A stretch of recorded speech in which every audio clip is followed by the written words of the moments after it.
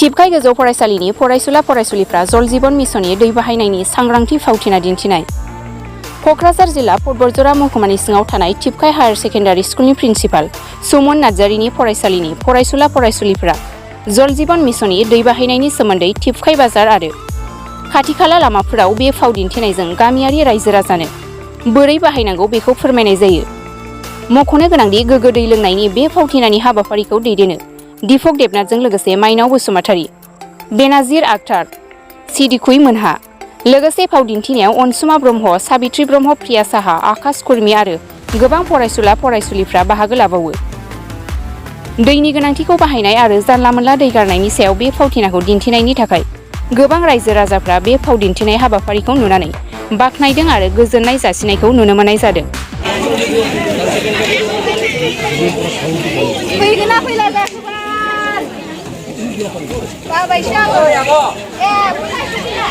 मोजाङै दङ ना खबरा? आं मोनसे सरकारनि बिथांखि लानो फैदोंमोन।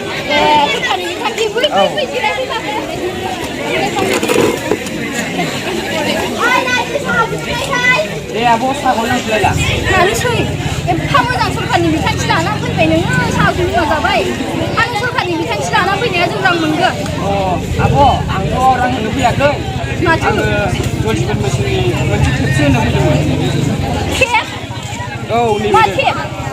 हा बेखौथ' दाखालिबो लानानै फैदों। माथो मासे मासे फैसा हरनांगौनो? आं लागोनहायबाबो नाङा आंनो बिदिखौ। मा जायो आं दैखौ लोंगोन मा बायनानै लोंस्लायस्लाय नाङा आंनो थांदो थांदो लागाया आङो फैसा हरा आं नोंसिनो नाङा आं लोङा बे दैखौ थांदो।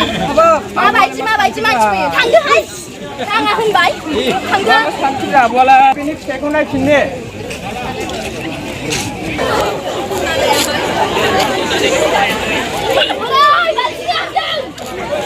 भाबि बोरै मा जाबाय थागोन नोंलाय?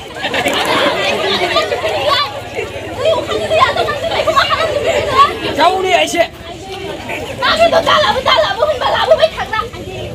मानि सिबाय जानांगौ नोंलाय?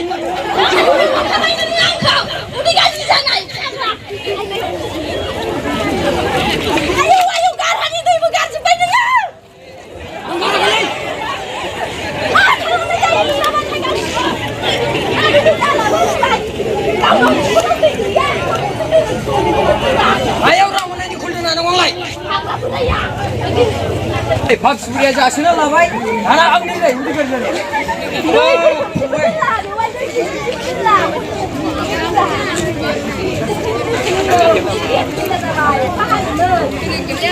आदसा जल जीवन मिशननि गिफ्ट मोनाखैमोनब्ला मोनादोंमोन दाख्लै भाब सुरिया होसोना हरबाय।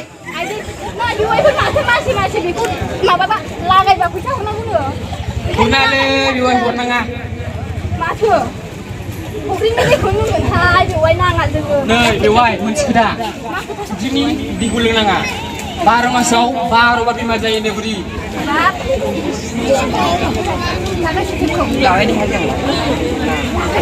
नाङालै बेवाय माबा आं दाखालि हरनायखौनो नाङालै ना बुरि नाङा फुख्रिनि दैखौ लोंना थैगोन नोङो। लागायसै बेवाय जोंखौ थिनदों। नांलागोनलै बुरि। लागायसै बेवाय। दे नोंसोर लांगोन दे। आलासि लासि जाबाय ना होमबा गामिनि गावबुरानानै दे लिंहरफिनगोन दे। जाम्बा जाम्बिथारहाय बेवाय बारा मोजाङै मिन्थिया लिंहरफिनदो। नांलागोनलै बुरि।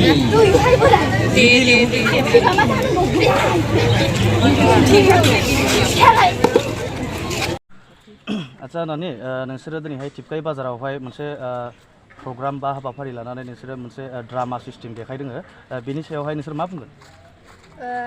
आंथ' बेयाव माने फावथिना खालामनानै जोबोद मोजां मोनदों।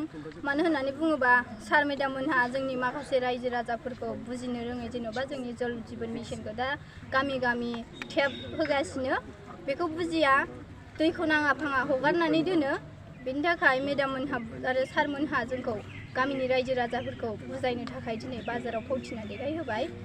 आं सानो बांसिन रायजो राजा बिथांमोनहा बुजिदों जेन' दैखौ गोनांथि बायदियैल' बाहायो नाङा फाङायाव ओरैनो टेपखौ आगारनानै दोना बेखौनो आं बुंनो सानो माबादि एक्सपिरियेन्स मोना नोंसोर दिनै टिपकाइनि बाजारनि गेजेराव जे रायजो राजानि सिगाङाव दिन्थिफुंदों माबादि एक्सपिरियेन्स मोना दिनैहाय आं जोबोद मोजां मोनदों माने सार मेडाममोननि फोरोंनाय आरो जोंनि माखासे लोगोफोरनि दिन्थिफुंनायाव बियो जाफुंबाय आं सानो रायजो राजाफ्राबो बुजिबाय बेनो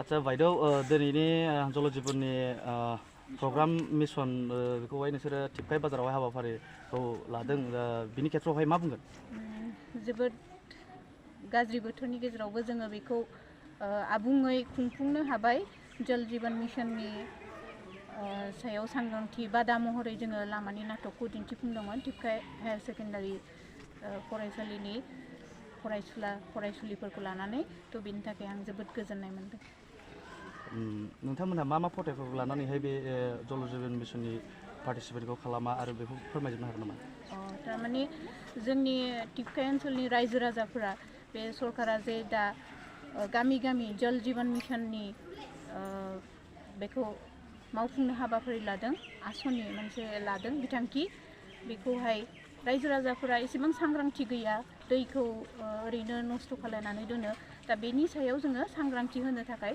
बेखौ खुंफुंनाय जादोंमोन आरो लामानि नाटकखौ